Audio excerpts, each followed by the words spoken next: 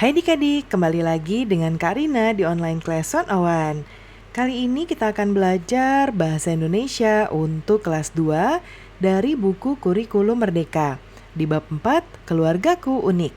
Kita akan bahas bagian 2 di halaman 79 sampai dengan 87 ya. Yuk di-subscribe dulu, klik loncengnya, like dan share juga. Gimana kabar adik-adik hari ini? Semoga semuanya dalam keadaan sehat ya. Nah, kita lihat, kita akan belajar bahasa di bagian kali ini ya. Kita lihat di sini ada kalimat aktif, yaitu kalimat yang subjeknya melakukan suatu pekerjaan. Nah, yang mana yang dimaksud subjek? Coba kita lihat kalimat di bawah ini. Alex memakai noken baru. Alex, nah Alex ini adalah sebagai subjeknya. Ya, dia adalah yang melakukan sesuatu ya. Apa yang dilakukan? Nah, diterangkan di kata berikutnya yaitu memakai. Ya. Nah, ini merupakan predikatnya yaitu kata kerja aktif ya, yaitu kata kerja, sesuatu yang kita kerjakan. Nah, biasanya memiliki awalan me ya, karena kita melakukan hal tersebut, kita memakai. Nah, kemudian apa yang dipakai? Nah, itu yang disebut dengan objek ya, yaitu noken baru. Jadi, ini adalah orang yang melakukan, ini adalah kegiatan yang dilakukan, dan ini adalah sesuatu yang dilakukannya ya. Oke, kemudian kalau kalimat pasif itu seperti dibalik. Jadi kalimat yang subjeknya dikenai suatu pekerjaan. Ya, siapa yang dikenai suatu pekerjaan? Subjeknya adalah nokennya, bendanya. Ya, bendanya kenapa? Apa yang apa yang dikenai oleh si noken ini. Nah, dia itu dipakai ya. Jadi predikatnya menjadi di. Jadi awalannya adalah di. Siapa yang memakai? Nah, yang memakai adalah Alex ya. Nah, ini sebagai pelengkap. Nah, sekarang kita lihat, bekerjalah bersama teman kalian, temukan kalimat aktif dan kalimat pasif dalam cerita. Tuliskan 2 kalimat aktif dan 2 kalimat pasif dan tuliskan di buku kalian. Nah, kita akan mencari ya di buku tadi, diminta kita masing-masing 2. Ya, 2 kalimat masing-masing. Kita cari dulu ya. Kita kembali dulu ke cerita tadi. Dari awal ya. Nah, ini dia, ini belum. Nah ini dari sini ya. Kita mulai dari sini. Kita akan buat 2 bagian di sini. Ini adalah kalimat aktif.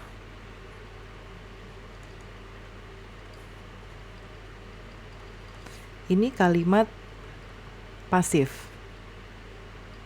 Ya. Nah, kita cari dulu ya. Noken kuning ini sudah dipakai. Nah, ini kalimat pakai dia, berarti dia adalah kalimat pasif. Noken kuning ini sudah dipakai Alex selama 2 tahun. Ya, kita beri tanda ini adalah kata kerja aktifnya ya. Oke, kemudian berikutnya. Ini bukan, kemudian ini juga bukan. Nah, ini lagi kalimat pasif karena pakai di ya. Dibuat. Yang kedua adalah noken dibuat dari kulit pohon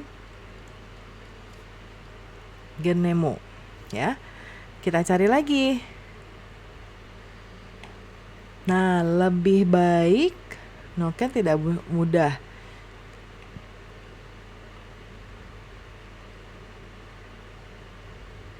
Nah, ini kalimat aktif. Ya, Bapak menyiapkan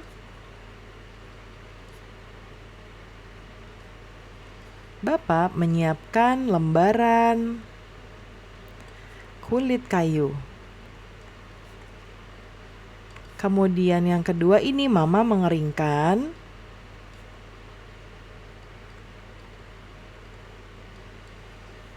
kulit kayu. ya. Lalu kita cari lagi. Mama mengurai. Nah, kalau kita kan dimintanya hanya 2 ya.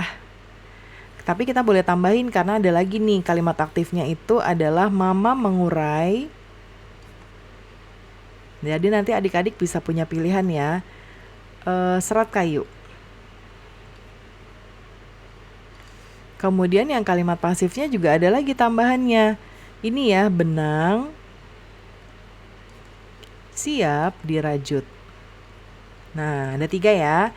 Oke, kita kembali ke lanjutan pembelajaran kita tadi. Nah, sekarang kita di bagian membaca. Fakta adalah hal yang benar-benar terjadi. Opini adalah pendapat seseorang. Bacalah cerita Noken kebanggaan kami sekali lagi, kemudian berilah centang pada kolom yang sesuai. Nah, sekarang pertama adalah kalimat menurut Alex, Noken buatan mama bagus sekali. Nah, di sini ada kolom opini, di sini ada kolom fakta. Nah, bedanya kalau tadi ya, fakta adalah hal yang benar-benar terjadi, opini itu adalah pendapat seseorang. Nah, biasanya kalau kita di sini ada kalimat menurut, ya berarti ini Alex yang mengatakan, bukan fakta. Jadi Alex yang menyukai, ya yang berpendapat bahwa buatan mama Nokennya itu bagus. Berarti ini kita centang di bagian opini. Lalu Noken dibuat dari kulit pohon genemo. Nah, ini adalah fakta. Ya, ini bukan opini, bukan pendapat seseorang, tapi ini memang kenyataannya bahwa untuk membuat Noken adalah dari kulit pohon genemo. Jadi kita centang yang ini. Mama pernah bilang Noken tidak pernah rusak, tidak mudah rusak ya. Nah, ini mama bilang, ini berarti bukan kenyataan atau bukan fakta, tetapi ini opini. Ya, menurut mama, kita tulis di sini. Noken kuning sudah dipakai Alex selama 2 tahun. Nah, ini 2 tahun ini adalah ukuran ya. Dan ini adalah fakta bahwa Nokennya sudah dipakai selama 2 tahun. Jadi kita centang di bagian fakta. Dalam kegiatan ini kalian bisa membedakan informasi yang bersifat fakta dan opini pada cerita ya. Nah, sekarang tuliskan ulang cara membuat Noken di buku tulis kalian. Gunakan kata kunci berikut ini. Perhatikan contoh langkah pertama. Nah, ini ya cara membuat Noken. Yang pertama adalah siapkan lembaran kulit genemo ya. Kemudian yang kedua, langkah kedua ini ada tulisannya, ini kata kuncinya itu adalah keringkan. Nah, Karina akan buat di sebelah kanan ya. Langkah ya. Yang satu karena sudah Karina tidak tulis lagi, kita akan lanjut ke nomor 2. Ya, langkah kedua. Keringkan berarti keringkan kulit apa tadi ya? Kulit kayu ya. Genemo. Lalu yang ketiga itu panahnya ke sini berarti urai. Ya, urai serat kayu menjadi benang. Yang keempat, pilin. Kata kuncinya pilin. Nah, yang keempat ini adalah pilin benang hingga cukup lunak.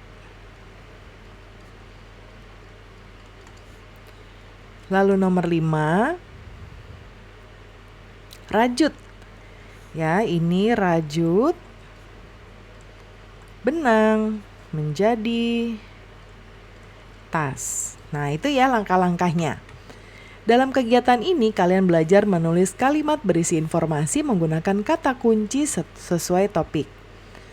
Nah, sekarang kita berdiskusi. Berdiskusilah dengan 3 teman kalian. Perhatikan gambar pertama pada cerita di atas. Apakah gambar tersebut sudah sesuai dengan cerita? Apa alasan kalian? Nah, yang ini kalau kita lihat ya, gambar pertama pada cerita di atas, apakah gambar tersebut sudah sesuai? Nah, ini berarti kita diminta untuk melihat gambar ilustrasi yang ada di tadi ya di atas. Jadi kita akan naik ke atas dulu. Gambar pertama dari cerita Noken.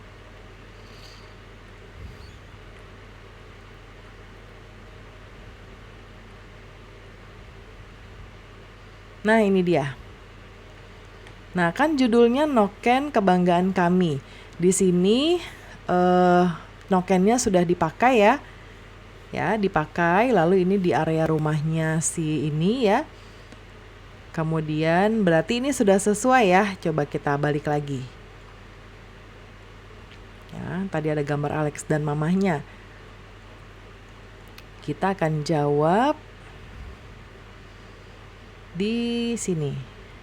Nah, jadi jawabannya adalah sudah sesuai ya. Karena boleh dijawab seperti ini. Sudah sesuai karena ada gambar Noken, Alex, dan ibu. Ya, mama ya, dia sebutnya mama. Ya. Oke, sekarang bacalah tabel berikut bersama teman kalian. Nah, ini ada ayah ya yang sedang mencuci piring. Nah, di sini ada tabel tugas keluargaku. Ada ayah, ibu, ya, Sasi. Nah, di sini ada pagi, siang, sore, malam. Coba lihat, ayah pagi memasak, ya, siang bekerja, sore bekerja, malam mencuci piring. Lalu ibu mencuci baju pagi-pagi, siang bekerja, sore menyetrika, malamnya memasak.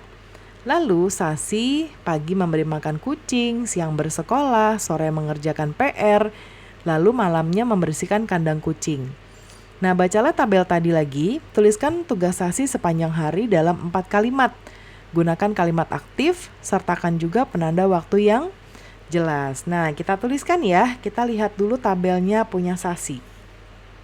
Ini ya punya Sasi. Nah, di sini jadi kita dalam 4 kalimat ya. Nah, pada pagi hari, Sasi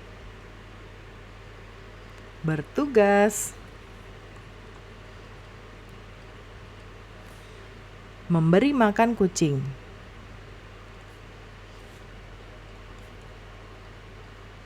Titik, 1 kalimat ya. Kemudian Sasi akan pergi bersekolah. Ya, 2 kalimat. Kemudian yang sekarang sore hari ya. Pada sore hari,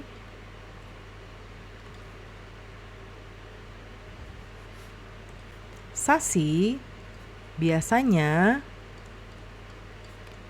mengerjakan PR. Nih, udah 3 ya. Kemudian, dan pada malam hari, ya, Sasi akan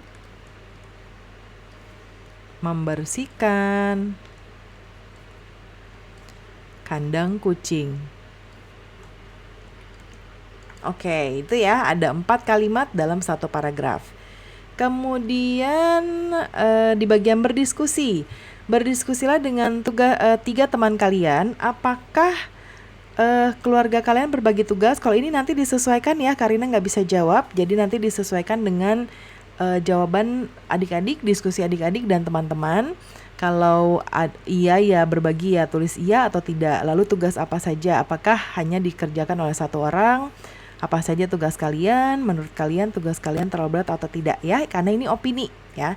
Kemudian dalam kegiatan ini kalian belajar menunggu giliran bicara, menanggapi komentar teman, dan bertanya ketika berdiskusi. Kemudian berikutnya, di bagian berbicara, berapa jumlah adik dan kakak kalian? Nah, ini juga disesuaikan ya. Misalnya Karina jumlah kakaknya ada 3, ya nggak punya adik misal, atau adiknya 2, 1, dan lain sebagainya. Lalu apakah ayah dan ibu kalian tinggal bersama? Mungkin ada yang tinggal bersama nenek ya, dijelaskan saja. Adakah kerabat lain, misalnya selain keluarga inti itu ayah ibu dan anak-anak. Misalnya ada adiknya ayah, adiknya ibu, atau misalnya ada nenek ya, atau ada sepupu dan lain-lain. Kemudian nanti dijelaskan saja ya. Nah, sekarang kita mengamati. Amatilah ketiga foto di bawah ini. Dapatkah kalian menyebutkan perbedaannya? Pasangkan penjelasan berikut dengan foto yang tepat. Nah, kita akan lihat yang ini ya. Yang pertama, ini ada gambar. Ya.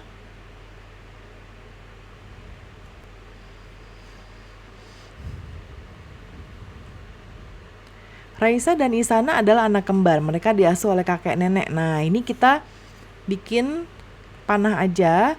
Ini tuh anak kembar diasuh kakek nenek, berarti gambarnya yang ini. Ya. Ucok adalah anak tunggal. Dia tinggal berdua ibunya. Nah, kalau ini cocok dengan gambar yang pertama. Yang atas ya, gini. Lalu Mutia adalah anak sulung. Dia memiliki satu adik laki-laki dan satu adik perempuan. Mereka tinggal bersama ayah ibu. Nih ayah ibu, berarti gambarnya yang ini ya. Kemudian, nah sekarang kita di bagian menulis. Nah, ini masih ada foto yang tadi. Amati sekali lagi foto di atas. Susunan anggota keluarga bisa beragam. Panggilan antar anggota keluarga juga beragam. Begitu pula dengan kebiasaan tiap keluarga. Oleh karena itu, setiap keluarga adalah unik. Tuliskan tentang keluarga kalian dalam 5 kalimat. Ya. Nah, gunakan pertanyaan berikut sebagai bantuan. Nah, ini juga nanti disesuaikan ya. Misalnya seperti ini. Keluargaku berjumlah. Ini untuk menjawab pertanyaan 1. Ya, misalnya 4 orang. Ya, aku memiliki 1 orang adik. Ya, lalu aku menyapa, yang bagian ini bisa adik-adik jawab dengan aku menyapa ayah dan ibuku dengan panggilan papa dan mama. Ya, lalu selain di rumah kami ada bibi yang juga tinggal bersama misalnya ya. Lalu kebiasaan kami adalah makan malam bersama di meja makan ya, misalnya kayak gitu. Nanti disesuaikan karena ini juga adalah kegiatan masing-masing keluarga, jadi mungkin akan berbeda.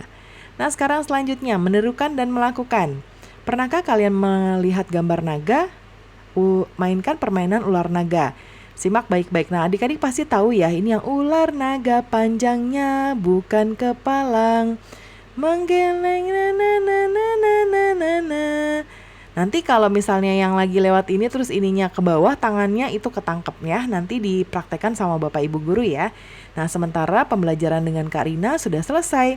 Semoga pembelajaran kita kali ini bisa bermanfaat. Jangan lupa di-subscribe, klik loncengnya, like dan share juga. Terima kasih sudah menonton sampai akhir. Mohon dimaafkan apabila ada kesalahan dalam perkataan maupun dalam materi yang diberikan. Sampai jumpa di pembelajaran berikutnya.